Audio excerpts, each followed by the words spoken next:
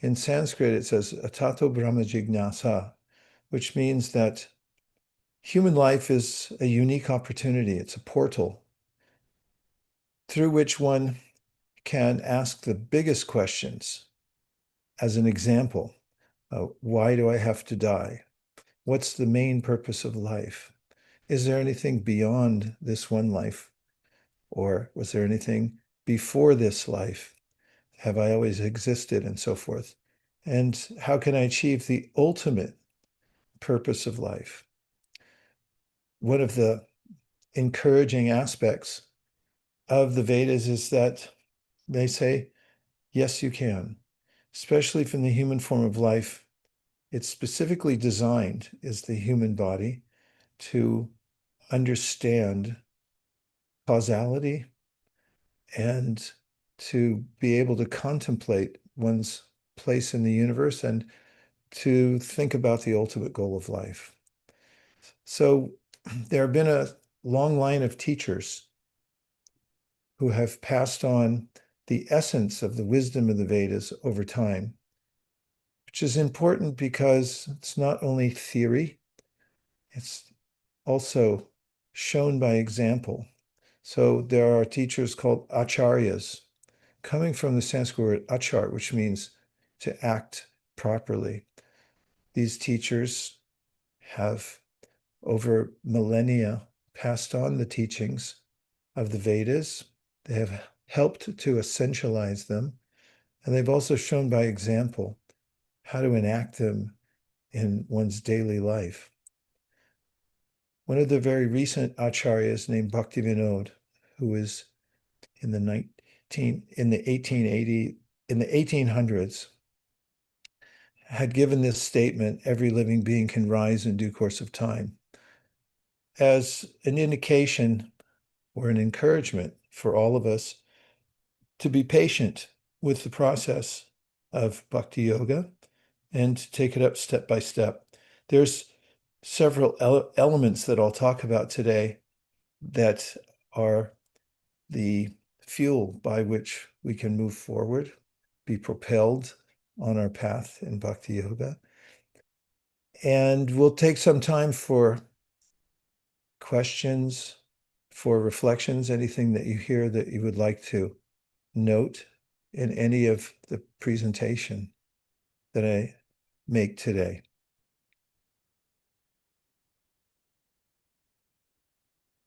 And one point is in the title, every living being can rise in due course of time, is that we are living beings. Beyond just the physical body, we are the consciousness within the body. Without the consciousness, the body immediately disintegrates or begins the process of disintegration. We are the sustaining force within the body, and we are categorically different from the body or mind or even the intelligence that is the corpus or the body that we're inhabiting right now. And to rise means, according to the Bhagavad Gita, which I'll probably quote from multiple times today, is to come to full awareness of our existence beyond the body. There's a question from the student of Krishna in the Bhagavad Gita. This is a dialogue that takes place at Kurukshetra. Interestingly, just before a battle begins, and the great warrior Arjuna asks his chariot driver to become his teacher, and then he inquires from him many things. One of them is, what is the symptom of, or what are the symptoms of somebody who has achieved self-realization?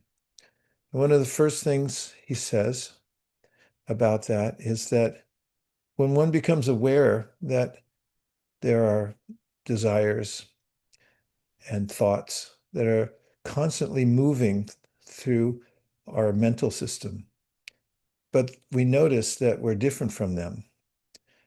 And one's also satisfied by one's own sense of existence. It says Atmanyev Atmana Tushta, which means that one's satisfied in oneself. This is a preliminary symptom of self-realization, he says. And this type of declaration of symptoms of self-realization is the meaning of rising. In other words, we're rising above a conception that I am simply a physical body, that I belong to a particular culture, or even that I belong to this world at all. There's a clarity that comes from those who practice bhakti yoga that the temporary material world is not my home and I have a higher destination. I'll keep it simple like that. So I'm going to go to a few slides, and the purpose of showing these is to stimulate some conversation. So if you have some thoughts or questions, please feel free to either put them in the chat or to just raise your hand, and then we'll call on you, and then you can speak or just speak up if you wish.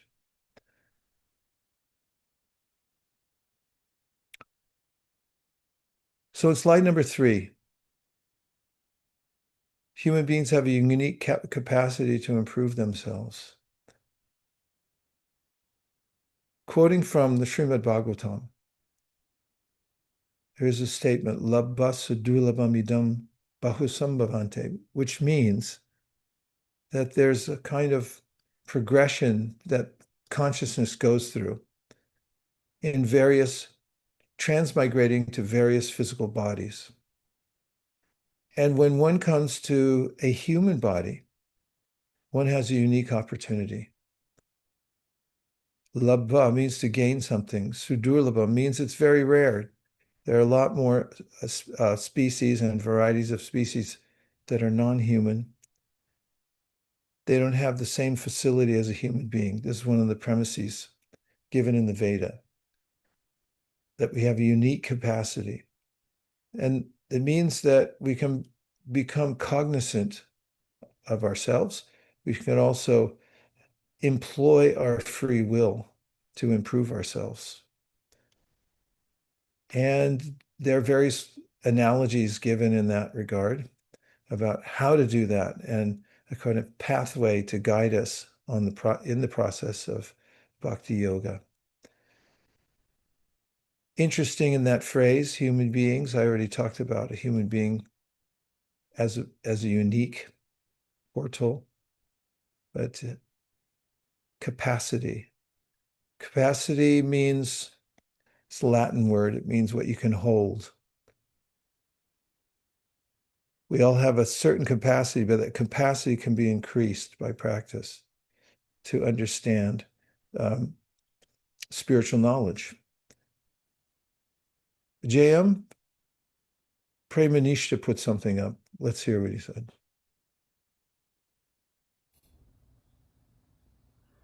Prime Minister is saying we We can can see see that.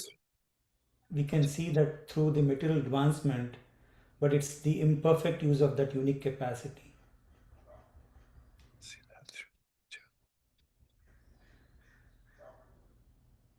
I see. You're saying material advancement could Yeah, be. I wanted to say that, I mean, humans have this capacity to, you know, to get better, but I think we're putting it on the material side instead of putting those faculties into Yeah, advanced. okay, I see what you're saying.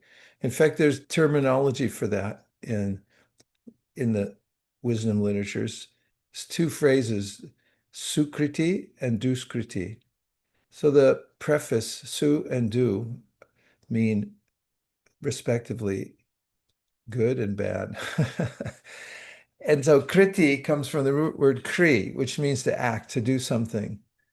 And when you use your intelligence or even your expertise that flows from your intelligence to do something bad, that's called duskriti.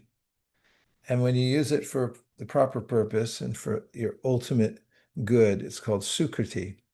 So it very much lines up with that idea that somebody can be extremely expert at doing things that are detrimental to themselves and to others. And that's a dichotomy that we face here in this world, that we're surrounded by opportunities to do the wrong thing. So it takes practice to rise above that. So one of the ways in which we have a unique capacity is that we can refine our intelligence so we know the difference between what's good for us or what's bad for us. Two other phrases are shreyas and preyas, means that we can understand what's for our ultimate good and what's not. Even on a mundane level, those who have a clear idea of how to improve themselves, like physically, they may amend their diet or the way they keep themselves on a daily basis, whatever habits they have to improve. So that's a uniquely human idea of how to discriminate and figure out what's for my improvement. And when that's wasted, when the human intelligence is wasted, it's such a refined intelligence, but it's used to find different combinations and permutations of the material energy in order to try to exploit it for one's own happiness. We become more and more entangled in it, and that's called duskriti, not for our ultimate good. Thank you for that point, Premanishta. I appreciate it.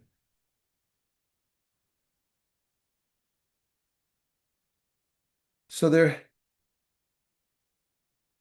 the human experience is especially felt when we have a clear idea that we can improve.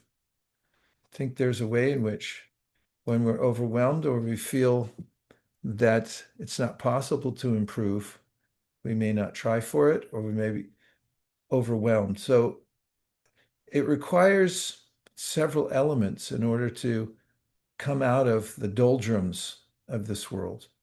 Oftentimes people feel overwhelmed, they feel depressed, they feel that they can't move, or they wonder if there's any use in what they're doing because it seems that the circumstances are dire. So the theme of this and of many of the teachings are that yes, you can, yes, you can. In fact, a great senior teacher of Bhakti Yoga that I knew, who was a godbrother of my spiritual teacher, used to say that the famous syllable Om, which many are familiar with, means the big yes, that yes, you can. It's calling to you saying, gather up your energies, put your mind to it, because yes, you can rise in due course of time. Om. It's the big yes coming to us from a higher source. So let's go to it. There's 4 elements I want to talk about today that are inherent in the teachings of Bhakti Yoga. And the first one of the 4 is about desire.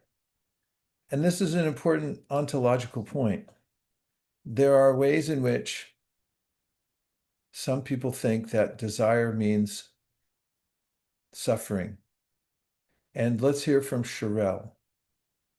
Hi, Sherelle.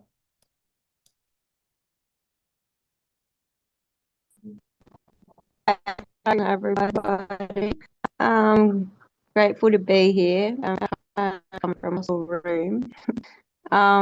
Just in regards to rising and improve. Sometimes it's like Krishna's stopping you for whatever reason as well. So it's like just coming down to accepting where you're at and what Krishna wants you could be different to what you want. You know, Because even if we do make all those choices and like we're moving in the right direction, sometimes it's just like we want certain results, and that's our purity if we're expecting something back. So yeah, that's the challenge sometimes. Well, at the very least, one could expect some clarity. In the Bhagavad Gita, Krishna says, Pratyaksha dharmyam, that a spiritual practice should have the reward of giving us clarity about who we are, and that we'll feel that directly. And another example given in the Srimad Bhagavatam about spiritual practice and advancement in it is that of eating. This analogy comes in the Srimad Bhagavatam 11th canto, where one of the sages from a group of sages called the Nava-yogendras, there's 9 of them together, and one of them says that spiritual practice is analogous with eating. And so in which ways is it analogous? When you eat, he said, you feel that your hunger is being vanquished. But every bite you feel is going away. And you also feel that you're getting nourished. And you also feel satisfaction. So those 3 things come naturally when you eat food. And as my teacher in presenting that concept used to say, no one needs to give you a certificate to say that, yes, you're becoming satisfied. You know it for yourself. And you also feel that your hunger is going away. So you can see that directly. And in a similar way, when we take to spiritual practice, then the reward is that it works, and that we naturally sense that we're becoming disinterested in those things that are against our interests, those kinds of activities that we know aren't good for us, and we don't even want to do them, but somehow we feel compelled to do them or forced into it. We get what's called vairagya, which is a natural detachment from things that aren't for our ultimate. And then it also says we experience for ourselves, we see for ourselves beyond just the material circumstances of the world. We begin to experience an intelligence in the universe from within our own hearts. We experience that directly. And we begin to feel the direct presence of Krishna or the Supreme. So those things come as a natural encouragement. Nothing succeeds like success. So that's helpful. Thank you, Sherelle. No, thank you. Now let's talk about 4 ingredients to rise. 4 ingredients for one to rise, and we're rising from, as the Bhagavad Gita says, an entanglement in the material world, which is said to be a labyrinth made up of these 3 gunas, sattva, rajas, and tamas. And Krishna says, if you continue on the path of bhakti yoga, then he says, guna atita, you'll rise above this confused state or contaminated consciousness, and you'll come to your pure consciousness again. So the first is desire. And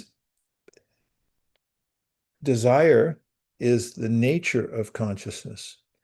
Consciousness is always active. You may notice that when you sleep at night, you're still active.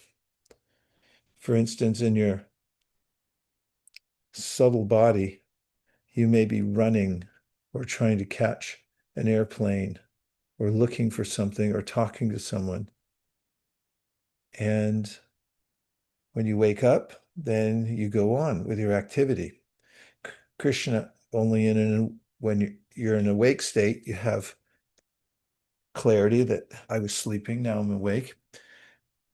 And even when you leave this present body, which is an inevitability, that is Krishna says, it's not that you die.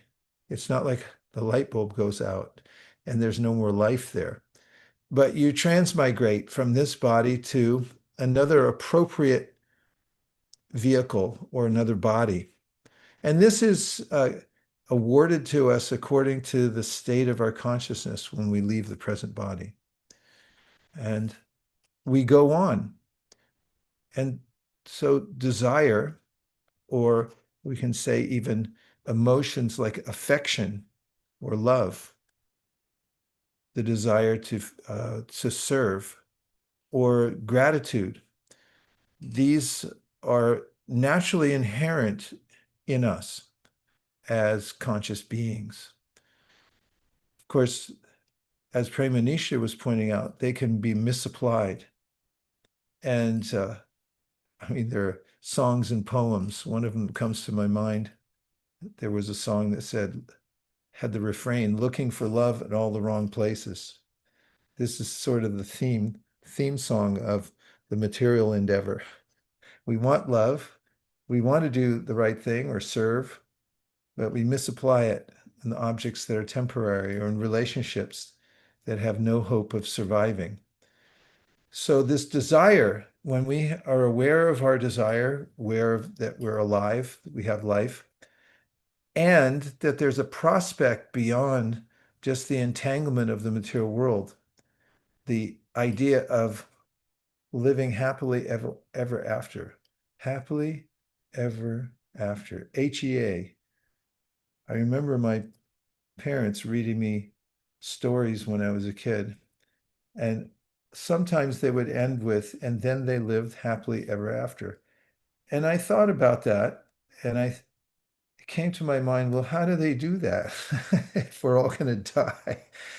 Because how do you live happily ever after? First of all, everyone has ups and downs, and wouldn't it come to an end at some point? But where would one even have that idea? Where would that idea come from if it didn't exist somewhere? For instance, if you find a rare gold coin in the middle of a desert, maybe you're trekking across because you want to find yourself, you would assume that it comes from some other source. So when you find some unusual idea in this world, which is you'll live forever in happiness, which obviously isn't possible in the context of this short material life that we have. And hopefully I don't have to go into all the details of why that's not possible. But that's unusual. And so where did it come from?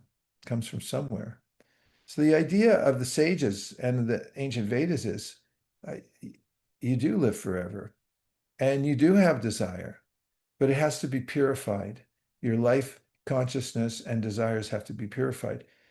And when one realizes that I exist, I've always existed, I always will exist, and there is a state beyond misery which we can achieve, then one may develop a desire for it. If I hear about it and I think maybe it's possible, this is called an awakening, sometimes called Shraddha. Shrad means the heart, and da means that you want to place your heart into something. And when we have this sense that I would like to try for that because it seems altogether possible to me, maybe in a seedling form, or maybe an analogy of a spark. It starts with a spark of desire. The first point is that help that spark to grow. Find circumstances where that desire can increase. And we find this in mundane circumstances as well. For instance, if one wants to be an accountant, then you'll find an association of accountants to go spend time with. Wouldn't you? Any accountants here? If you go spend time with accountants, then you may bring that fledgling desire to be an accountant to a blaze.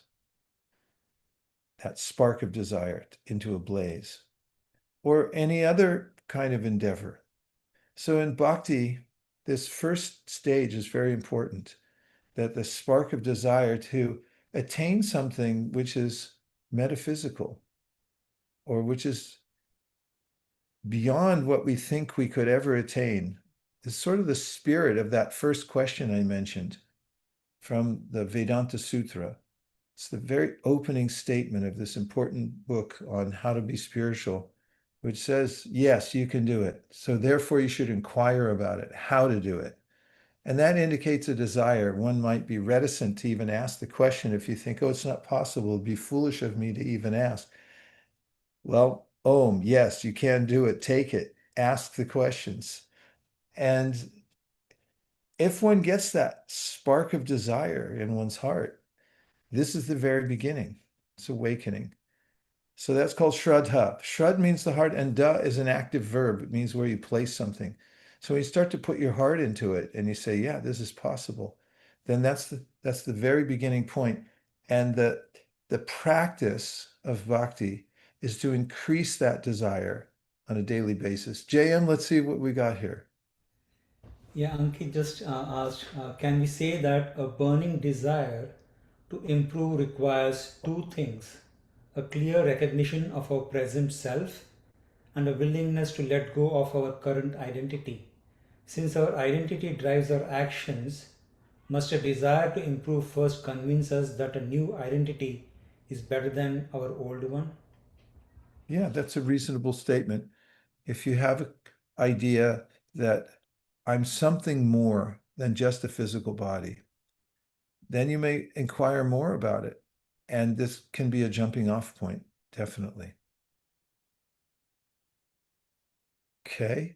Before I go any further, I'm watching the time so we make sure we go through all of these. Let's see if anybody has any reflection, anything you heard so far that stuck with you, or if you have a question that you think will expand the conversation and the ideas that I'm presenting.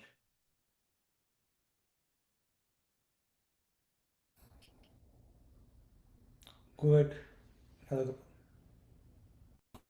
Uh, I was just thinking that this desire can be also, when we are in the right framework or with the good association, then seeing other having a, contented or happy life, that desire could also emerge from association as well.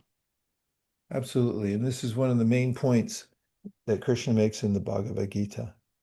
The word for cause is karanam. And then he says the cause for whatever situation you're in now is karanam, the cause, guna, sangasa, means whatever way you've associated yourself in this world has led to where you are now. Mm. I mean, it seems like a simple equation, but often we think I'm here randomly. In other words, there's no meaning to the world, and I just got here by chance. But no, Bhagavad Gita says whatever you have now is perfect. It's perfectly arranged for you because of the way you've associated yourself previously. So that leads to a rather exciting conclusion. I mean, of course, this is self-help 101. Anybody will tell you this, that when you realize that you have an opportunity to adjust your circumstances by choosing your association judiciously, then you realize, wow, I can do more. I mean, why do people decide to go to a better school or to associate with an exalted teacher? Because they know that once you do, you're going to improve yourself. That's the cause. So yes, this is one of the main tenets of the practice of bhakti yoga also, is to search out the best kinds of association. If you get around people, well, let me put it like this. If you're the smartest one in the room, then you're in the wrong room. So try to find those circumstances where you're around people who are more advanced than yourself. Because if you're there and you're respectful and you keep your ears open, then you're going to improve. It's almost like that airdrop that we have. I don't know if I've never had anything but a Mac, but on Mac, you can airdrop things. And it's kind of mystical. You have it here, airdrops over there. And the same way, that mystical process takes place by association. You get around somebody who's has a bigger flame and they have realized knowledge, they can drop it in to you just by the hearing process. That was an important point. Thank you very much, Radhakripa. Deeply appreciate it. Ah, Nitya, you're judged by the company you keep. Yeah, in fact, isn't it, Nitya, that some people say that you can understand where a person's going by the association they keep also. We can predict our future by who we're hanging out with. And if you don't like the way they're going, then be aware that you're going that way too. Okay, let's go to the next ingredient so I keep the wheels turning. And the next one is to take in the right information. So there are, as I mentioned at the outset of this, lines of knowledge that have been passed down from the source of the universe. This is called parampara. It's passed down from one person to the next. An example I heard early on when I first started practicing bhakti yoga, which charmed me, was that if you go to the top of a tree where there are very ripe fruits, you don't throw the fruit down to the ground, but you pass it hand by hand until it gets to the bottom of the tree. And in a similar way, there's a very careful transmission of knowledge, otherworldly knowledge, metaphysical, spiritual knowledge that's passed down from teachers to students who then become teachers, who then pass it down to students. And it comes down painstakingly and in such a way that we can take advantage of it. And so getting that information, it comes from two sources. One is the knowledge itself, which is called Shastra, or the codes of knowledge, the Vedas. They're spoken originally and memorized and then passed down, and then at a certain point in history, they're written. I was just in London, and I went to the British Museum. There's a whole section of the museum there that displays ancient books. I would say 90% of them are about spiritual knowledge. And I just found it fascinating there. I took a group in with me and talked a little bit about the research that I'd done for a book I wrote about the history of books and printing and so forth. And you can just see the impetus of human beings since a time immemorial to record knowledge and pass it on to other people. And so that those codes get passed down orally and also in written form. So that's one source of the knowledge that we can take advantage of.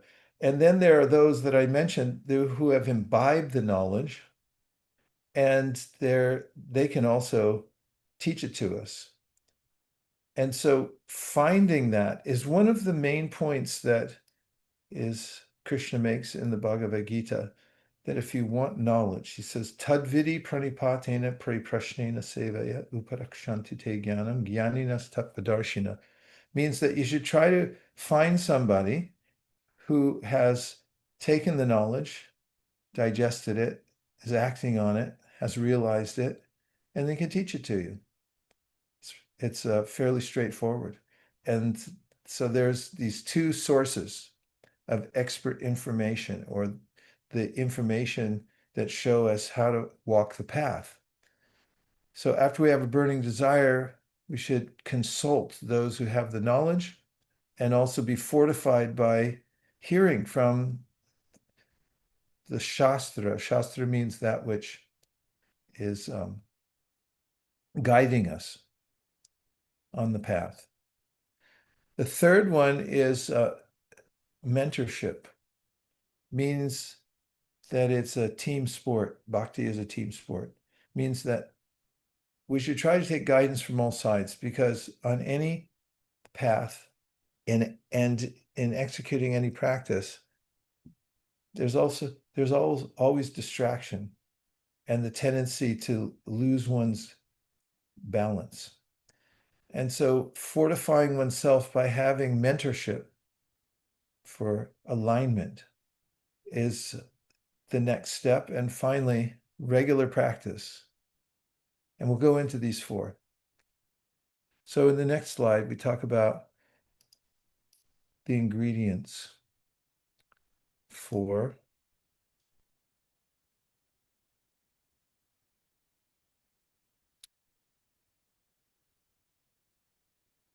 deep desire or increasing desire. So this analogy of the spark,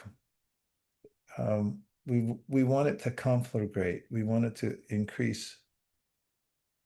So when you have it, take advantage of it. It's one of the points. Don't delay, don't procrastinate. Because if you have the desire, you don't know how long you have in the human form of life to take advantage of it. So do it as soon as you can. And don't fear failure, but rather fear the slow fade of the desire. Try to keep it alive.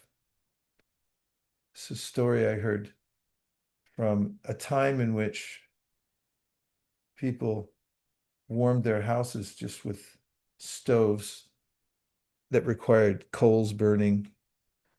And if your stove went out, you couldn't relight it because it wasn't a gas stove or something.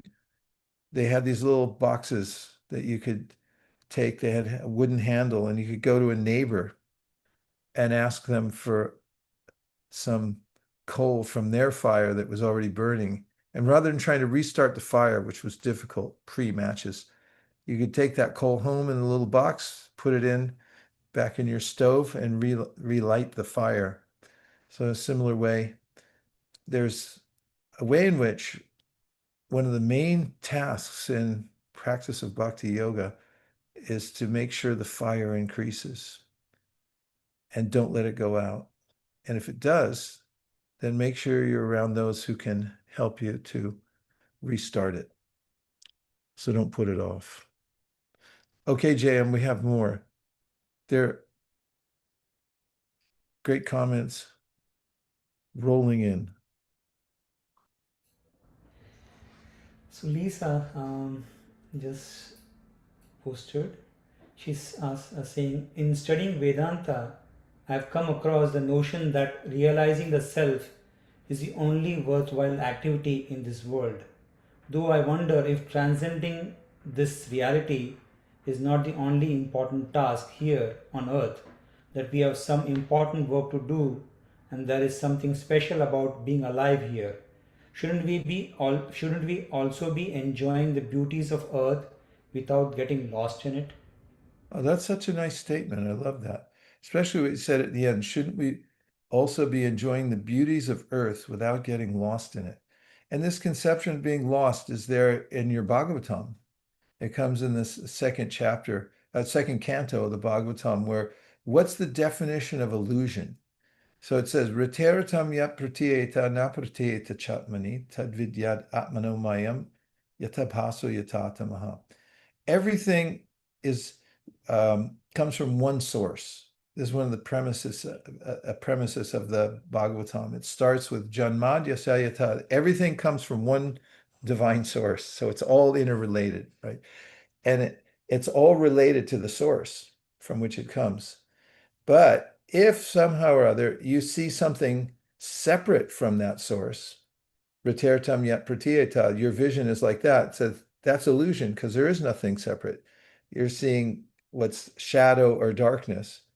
So you find in the Bhagavad Gita, Krishna resonates with what you're saying here, that you should see everything in relationship with the Supreme and how it's. So he gives these examples, for instance, in the seventh chapter of the Bhagavad Gita, when you see the ocean, you should be overwhelmed by the grandeur of it and feel like, oh, this is representative of the unlimited nature of our source, or through the senses when we touch the world. There's two ways to touch it, with the intention of I want to enjoy, or the intention of realizing the supreme. So he says, if you drink water, this is rasoham apsakonteya, and you realize that that rasa, that taste, is actually it's the taste of the divine. What else could you describe it as? And then it talks about the original fragrance of the earth. Punyo ganda prativyam cha means that this is the original fragrance of the earth. Where does it all come from? So the wonderment of seeing the beauty of this world and appreciating that it's a spark that's coming from the original source is one of the main practices of bhakti, in fact. It's an integrated, holistic process. We don't deny anything. In fact, we see how it's all interrelated. It's advaya gyan tattva. It's one truth, but it has variety within it, which is ever fascinating. Thanks, Lisa. Okay, fantastic. I'll do a few more slides. Next one, ingredient, practice. Oh, is that where we are? No, we're not. Yes. Uh, Improvement isn't a single decision, it's a rhythm. So in the beginning of bhakti, there's what's called vaidhi, which means that you should regulate yourself, because your mind can trick you and say like, oh, you've done enough, just take off, take off a few days. Consistency, developing a rhythm in your practice so you can break through or rise above the fetters of the material world. Don't postpone the practice. That's called vaidhi. You do it regularly every day without missing it, but rather postpone distractions.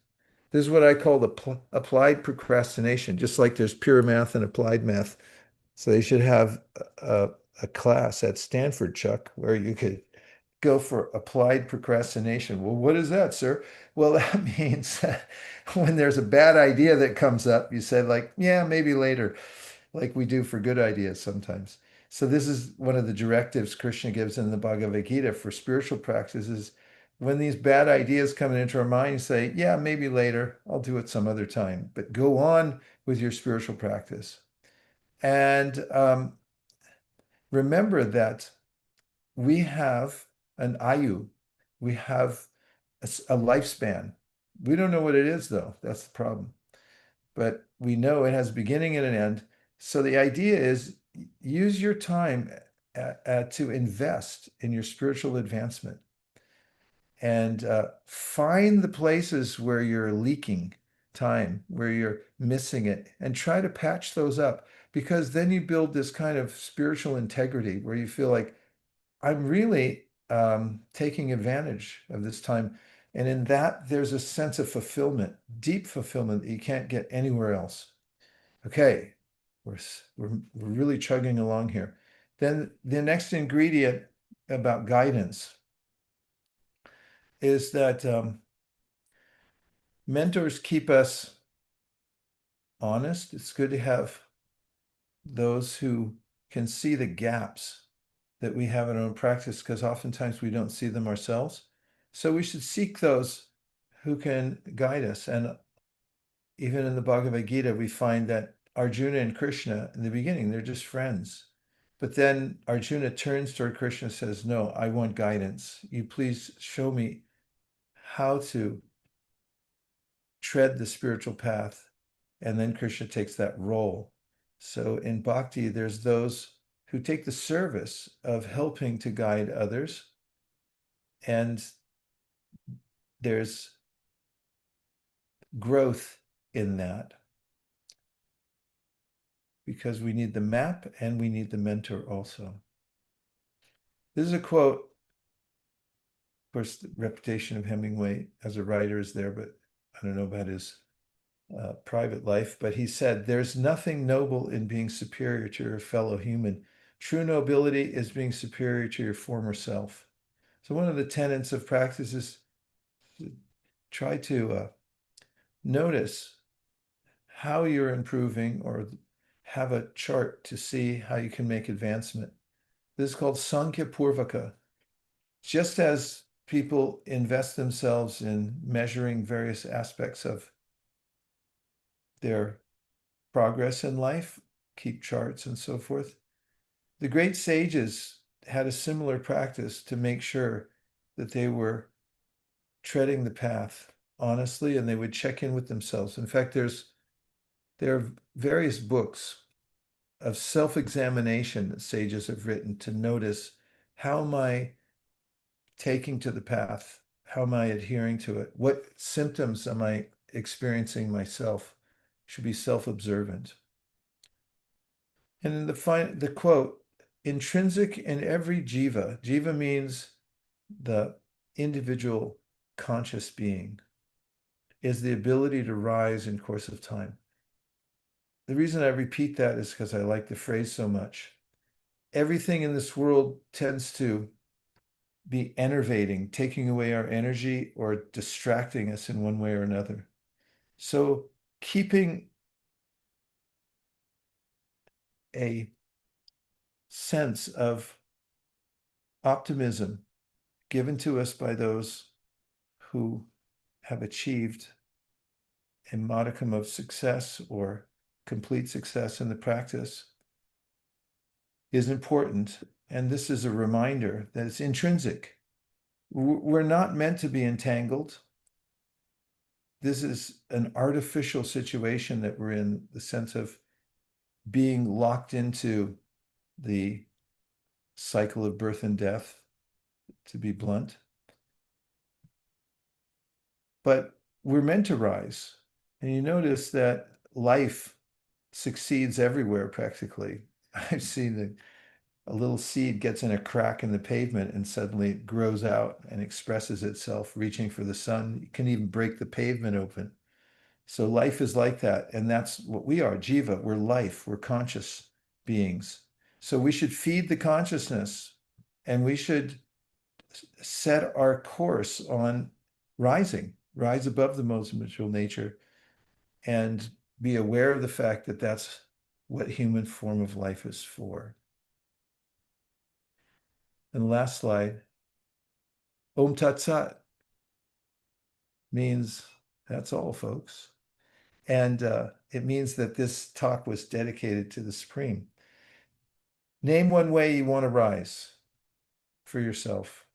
We have a whole 7 minutes left. I've never done that before. So this is a good time to just think for a minute, and in what way in your practice would you like to rise? What would you like to get better at in your practice of bhakti yoga? And if you have any questions about the practice of bhakti yoga or what ways you could possibly do it, go ahead, Jam. Yeah, I also want to, in case you are here for the first time or you brought in your friends, please take this time to do introduce them. We'd love to hear from them. But yeah, reflections, questions, or introductions, any new one or coming back after a long time, please go ahead. And I think, second that. Please introduce yourself if you're just coming in. And Phil said daily reading. Phil, what do you mean by that?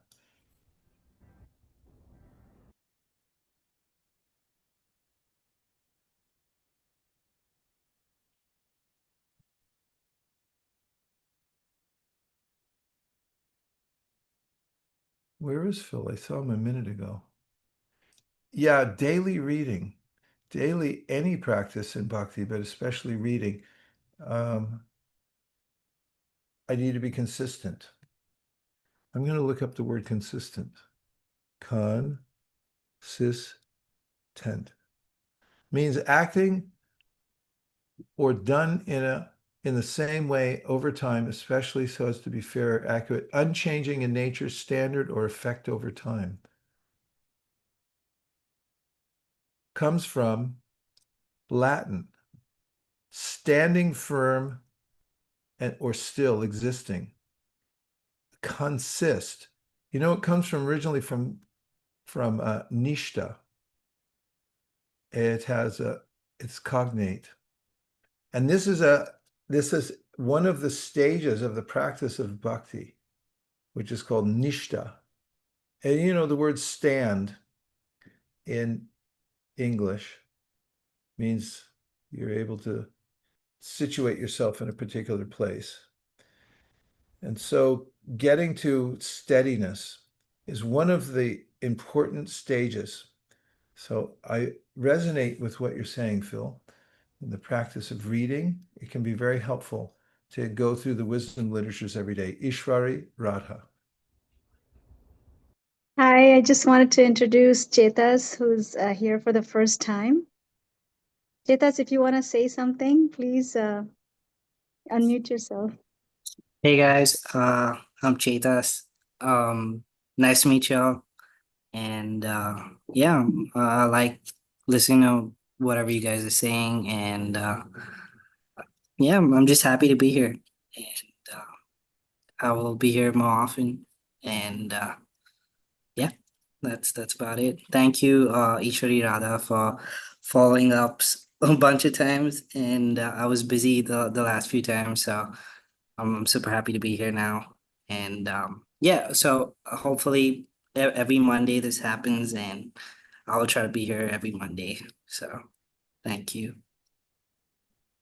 Great, Chaitas. Nice to meet you. Thanks for joining. Thank you. And thanks, Ishwari Radha, for being such a lovely person. Okay. Chitralekha, please go ahead. Chitralekha.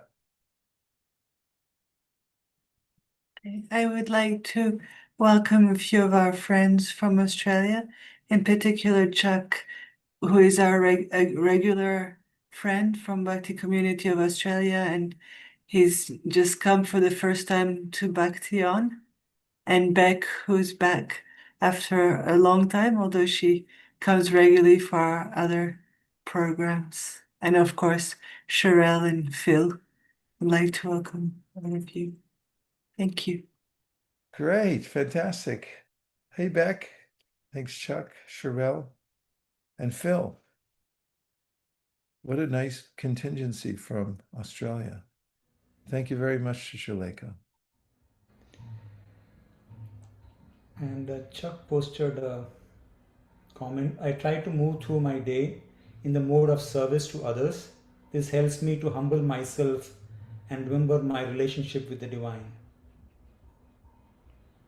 That's a profound statement. There's so much in it.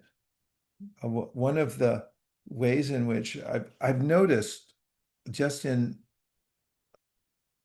observing sometimes documentaries of people who get overwhelmed with things like fame, material success, and it's a hard energy to handle. Sometimes people feel oppressed by it. Fame, or it could be extreme wealth. And on the other side of the spectrum, and bhakti practice isn't about that you can't touch anything in the world. If you know how to use it, then the more the better, if you know how to use it in service. But the ideas of service and humility, which means understanding that I'm an instrument, I'm not the doer, I'm using things in service, tends to unburden us because it's quite natural for us to serve. And the realization that whatever comes to us, whatever facility comes to us, is coming from a higher source. We're not producing it. We're just there to engage it. That's one of the major themes of bhakti. Fantastic. Anyone else?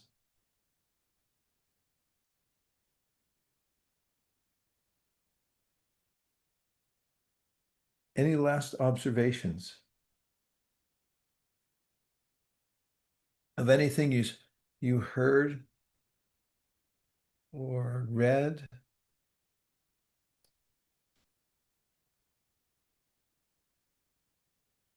Ishvari Radha. I just wanted to share what you just said right now about doing work, but you said service. Ever since I started looking at things that I do for my family or anybody else as service, I felt like there's a big change in my whole consciousness. I don't feel that tiredness, that heaviness. I'm like, how does that happen? It's very nice. Thank you for sharing that. That's a good parting thought. That alignment, in fact, yoga, one might argue, means alignment. It means to be aligned with our highest purpose, with our original source. We're parts of where we came from. And service is the aligning feature. We feel wholly enlivened by the idea of service. And when it's directed specifically towards our original divine source, Krishna. This is what the sages at Naimisharanya say, Lisa, at the beginning of the Srimad Bhagavatam, which you're probably already aware of it. It's a conversation in a forest, which is really interesting.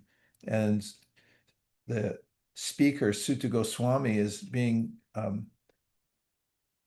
questioned by a whole group of sages who have assembled there. And they ask, what's the ultimate good and how to achieve it? And he gives this profound statement that the ultimate good is to perform unmotivated, uninterrupted service to the divine. And when you have that, then you're perfectly aligned. And that's called the perfection of yoga. Adishwari Radha. You can speak on mute because we Okay, there we go. Go ahead. Okay, go ahead. Hare Krishna. I just was thinking of, I watch you when you go around the world, and now here you are, and I feel like you're right in my living room teaching me. So I just wanted to bring up the point of mentorship and the parampara and how fortunate we are that you're here with us and giving us this opportunity to learn from you and ask questions right here in our homes. Thank you, Guru. Thank you, Adishwari Radha. Thank you very much. I'm deeply touched by that. And I've been looking forward to come back here to Bhakti On. And it's always such a warm spot. Somehow we got into this whole Zoom thing during the pandemic, and we've never come out of it. But it's such a facility to connect from all over the world. It's like mystic power or something to be able to see each other. Thank you. Thank you, everybody. I even saw Srivas Pandit showed up here for a second. That's a big deal. He's right there. Yeah. Srivas. Thanks for popping in here. Good to see you. You know, there's an ancient tradition from the yogis high in the Himalayas. They like to encourage one another when they see each other, and when they're departing, they have a ritual where they call out this phrase, Hari Bol, which means keep the transcendental vibration going, and they put their hands high in the air. Just thought it might be appropriate since we have to go. I'm going to do it. Hari Bol! Hari Hari Bol! Bol! Thanks, everybody. Oh, Hope to see you soon. thank you.